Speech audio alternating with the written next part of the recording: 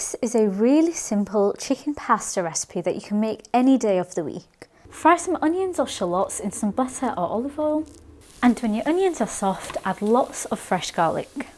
And just let that fry with your onions, and then you can go ahead and add your chicken mince. I'm just breaking up the mince a little, season with salt and white pepper. And when your chicken has browned a little, add a can of chopped tomatoes and a little tomato puree or paste, oregano and mixed herbs, and a little basil. Just let this simmer on a low heat.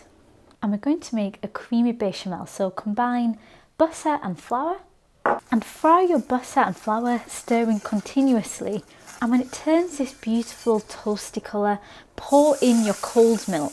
I promise there'll be no lumps, and stir continuously until this thickens.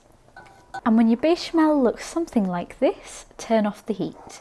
Add some white pepper, salt, and just a pinch of nutmeg. And whisk that through and taste for seasoning. And when your chicken and tomato sauce looks something like this, taste it for seasoning and stir your creamy bechamel sauce through. And you'll have this beautiful creamy sauce. And I'm just tossing some nice thin pasta with a little butter.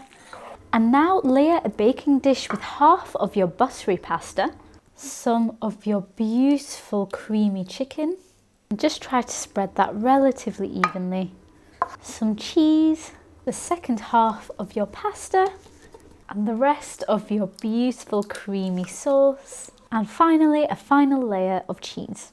I like to give mine a sprinkle of parsley and chili flakes and bake at 180°C until browned and bubbling. And when it's brown and bubbling, cover and leave to rest for approximately 10 minutes. And let's dish up some of our delicious pasta.